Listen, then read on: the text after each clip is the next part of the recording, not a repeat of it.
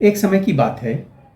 किसी नगर में एक बूढ़ा व्यक्ति रहता था और उसकी 7 बहुएं थीं। एक बार कार्तिक का महीना आया और अपनी बहुओं से उस बूढ़े ने कहा कि मैं कार्तिक का स्नान करूंगा, क्या तुम इसे निभा दोगी? 7 में से 6 बहुओं ने तो मना कर दिया, लेकिन बड़ी बहू ने कहा कि मैं निभा दूंगी। बूढ़ा हर रोज सुबह उठता, नदी में जाके स्नान करता और घर आता और अपनी गीली धोती को आंगन में सूखने के लिए डाल देता। जैसे जैसे उस गीली धोती के अंदर से पानी की बूंदें जमीन पर गिरती, वैसे वैसे वो हीरे मोती बन जाते। धोती से हीरे मोती गिरते देख करके बाकी की 6 बहुओं को बड़ा दुख हुआ कि अरे, इनके घर में तो हीरे मोती गिर रहे हैं, तो क्यों ना हम भी उस बूढ़े को बोल दूं कि हमारे घर स्नान किया करें। वो 6 बहुएं वापस आ गईं और बूढ़े से कहा कि हम आपको अपने घर में आमंत्रित करते हैं नहाने के लिए।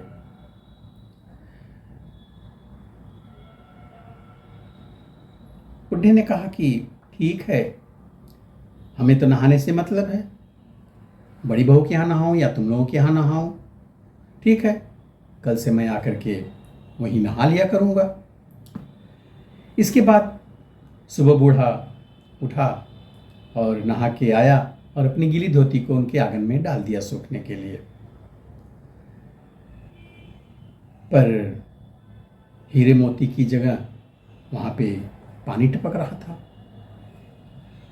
बहुओं ने देखा कि कहा, अरे, उनके यहाँ तो हीरे मोती टपकते हैं, हमारे यहाँ पानी टपक रहा है, कीचड़ हो रहा है।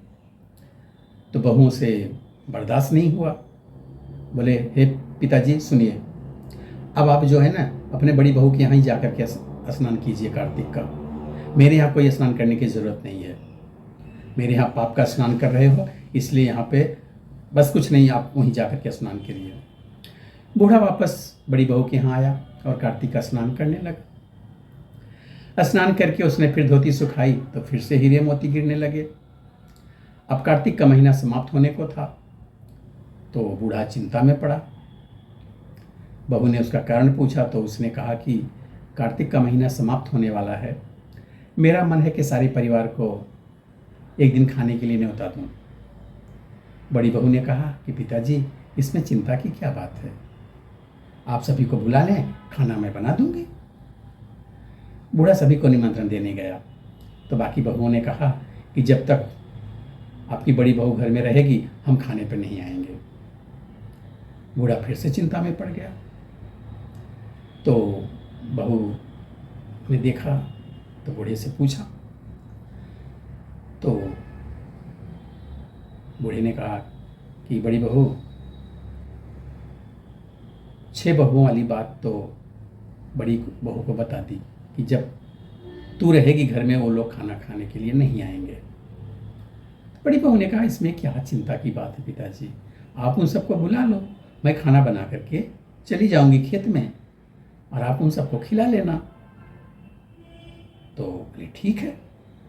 वैसा ही किया, खाना बना के रख दिया और अपने लिए 4 रोटी लेकर के बड़ी बहू खेत में चली गई। तब ने आया, सब आकर के खाना खा लिए और बचे हुए खाने में कंकड़ पत्थर डाल करके वो बहुएं चली गई ताकि बड़ी बहू आए तो उसको खाने को मिल लेना और परेशान हो जाए। इधर खेत में बैठकर वही बड़ी बहू कहने लगी कि राम जी की चिड़िया, राम जी का खेत, खा लो चिड़िया भर भर के पेट, चुग लो चिड़िया भर भर पेट, मेरे ससुर जी ने घर में जगह दी और मैंने खेत में जगह दी। वो बाजरा डाल करके घर आ गई। घर आई तो बूढ़ा फिर उदास बैठा था। उसने फिर पूछा कि पिताजी, अब उदासी किस बात की है, सब तो ठीक ठाक निपट गया ना? वो बोला, हाँ सब ठीक ठाक निपट गया, लेकिन तेरी देवरानियाँ बाकी बच्चे खाने में कंकड़ पत्थर और मिट्टी डाल गई हैं। बहू ने कहा, कोई बात नहीं पिताजी, मैं अपने लिए 4 रोटी फिर बना लूँगी। बहू बूढ़े से बात करके घर के भीतर जाकर खाने को देखती है तो क्या देखती है, जिस खाने में वो लोग कंकड़ पत्थर डालकर गई थी वो तो हीरो मोती में बदल गए। घर की जगह माल खड़ा हो गया है और धन दौलत से घर भर गया है। अन्न के भंडार घर में भरे पड़े हैं। वह बूढ़े को बुलाकर कहती है कि पिताजी, आपने तो कहा था कि मेरे लिए कुछ भी नहीं बचा है, लेकिन यहाँ तो हीरे मोतियों के भंडार हो गए हैं। पूरे घर में धन की वर्षा हो रही है और साधारण सा घर महल बन गया है। तो यह सब चीज़ों को देखकर बूढ़े ने कहा, बेटी, तुमने सच्चे मन से कार्तिक स्नान करवाया था और उसका फर्ज निभाया था। बाकी बहुओं ने पापी मन से इसे निभाना चाहा था। इसलिए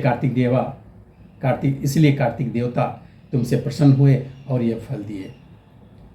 हे कार्तिक देवता, जैसे आपने बड़ी बहू को फल दिया वैसे सबकी अर्जी सुनना और सबको फल देना। जय श्री हरि।